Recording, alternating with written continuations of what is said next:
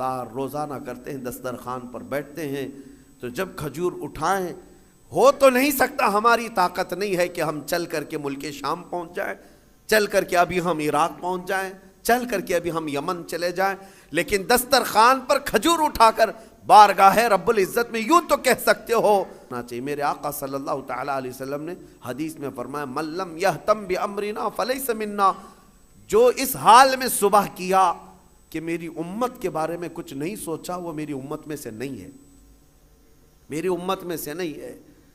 آج آپ تمام حضرات سے بھی میں یہی کہوں گا، تمہارا اپنا روزہ، آپ کو پتہ ہے روزہ آپ بھوکے پیاسے رہتے ہیں، لیکن اس کے باوجود جب اجتماعی طور پر کہیں افطار ہو رہی ہو، مسجدوں میں جاؤ یا کہیں ایسی جگہوں پر جا کر افطار کرو جہاں دوسرے لوگ بھی ہوں، تمہارے افطار تو کرنا ہی ہے، لیکن اپنے ہاتھ سے اٹھا کر اپنے ایک بھائی کو کھجور بھی دے دیا، اس کے روزے کے برابر بھی آپ کو ثواب ہے۔ اللہ تبارک و تعالیٰ نے یہ نظام تمہارے لیے رکھا ہے۔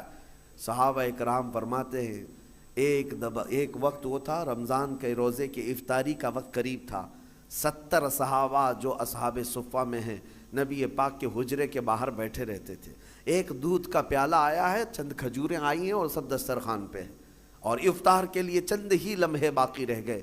نبی پاک صلی اللہ علیہ وسلم نے اپنے حجرے میں اندر دیکھا، حضرت عائشہ سے کہا کہ عائشہ باہر نظر کرو، کوئی باقی تو نہیں رہ گیا، کوئی مسافر، کوئی اجنبی تو نہیں ہے۔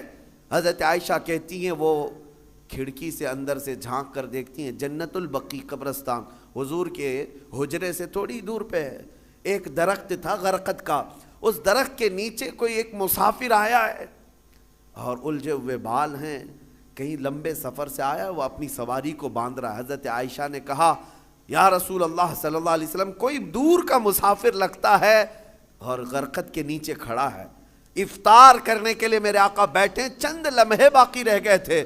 صحابہ کہتے ہیں حضور دسترخوان چھوڑ کر اٹھ گئے، میرے آقا دسترخوان چھوڑ کر اٹھ گئے اور چل کر کے گئے، اور جب اس کے پاس گئے تو اس سے پوچھا کہاں سے آئے، وہ بڑا لمبا سفر کر کے آیا تھا، اور حضور اکرم صلی اللہ تعالیٰ علیہ وسلم نے اس سے پوچھا کہ یہاں آنے کا مقصد کیا ہے؟ آنے والے نے کہا میں محمد صلی اللہ علیہ وسلم سے ملاقات کے لیے آیا ہوں، میں انہیں دیکھنے آیا ہوں۔ حضور نے ہاتھ پکڑ کر طلب کیا کہ چلو ہمارے ساتھ، اور حضور اکرم صلی اللہ تعالیٰ علیہ وسلم لا کر کے اس کو دسترخوان پر بٹھائے، اور جب دسترخوان پر بیٹھا ایک دودھ کا پیالہ تھا، حضور نے پیش کیا، وہ آیا ہوا مسافر پورا دودھ پی گیا۔ یہاں کسی کے لیے سب روزے والے لوگ ہیں، دودھ پی گیا۔ نبی پاک صلی اللہ تعالیٰ علیہ وسلم مسکرائے، اور کھجور حضور نے اپنے منہ سے تھوڑی سی کھائی اور صحابہ کو دیا۔ صحابہ کہتے ہیں ساروں نے وہی کھجور کھائی، سبوں نے وہ کھجور کھا لی۔ اب اس کے بعد وہ بندہ پوچھتا ہے محمد کہاں ہیں؟ جو آیا ہوا ہے وہ کہتا ہے محمد کہاں ہیں؟ نبی پاک صلی اللہ تعالیٰ علیہ وسلم نے اس وقت تک اسے احساس ہونے نہیں دیا میں اللہ کا رسول۔ سب سے پہلے اس کا پیٹ بھر جائے، سب سے پہلے اس کی ضرورت پوری ہو جائے۔ پھر صحابہ نے کہا تیرا ہاتھ جس نے تھاما تھا وہی اللہ کا رسول ہے، وہی محمد عربی صلی اللہ تعالیٰ علیہ وسلم ہے۔ اے احساس ہے میرے عزیزو، آج اللہ تعالیٰ نے کوئی چیز تمہارے پاس دی ہے تو ذخیرہ اندوزی کے جرم میں کبھی مبتلا مت ہونا۔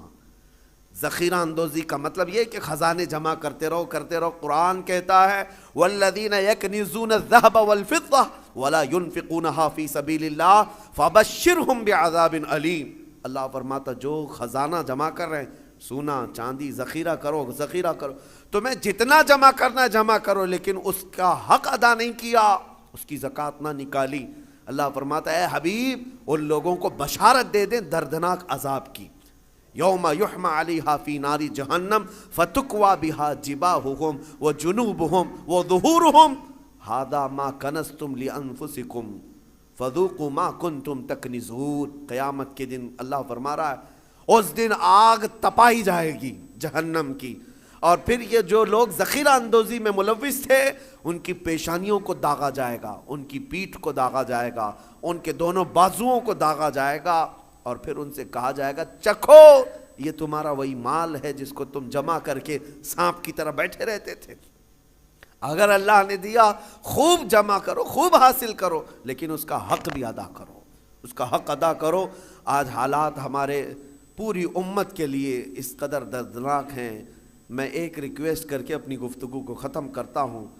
مولا مجھے تو نعمتیں کھلا رہا ہے، تیرے حبیب کی امت میں چھوٹے بچے بھوک سے بلک رہے ہیں، اے اللہ تو نے مجھے کھجوروں کی نعمت دی ہے، اے کریم خدا ان پر تو اپنا خانے نعمت وسیع فرما دے، میرے حبیب کی امت پر تو رحم کی چادر پھیلا دے، ان کے آزمائش کے دنوں کو تو مولا اب ختم فرما دے۔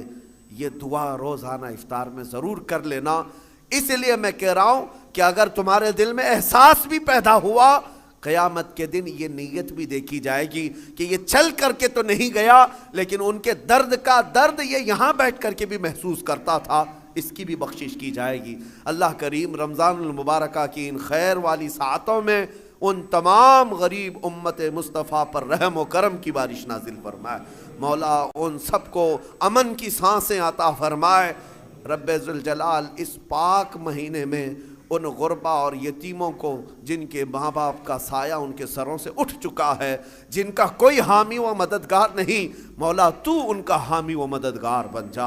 اے کریم خدا تو ان کا ناصر و وکیل ہے، اے اللہ غیب سے ان کے لیے اسباب پیدا فرما۔ وآخر دعوانا ان الحمد للہ رب العالمین۔ السلام علیکم۔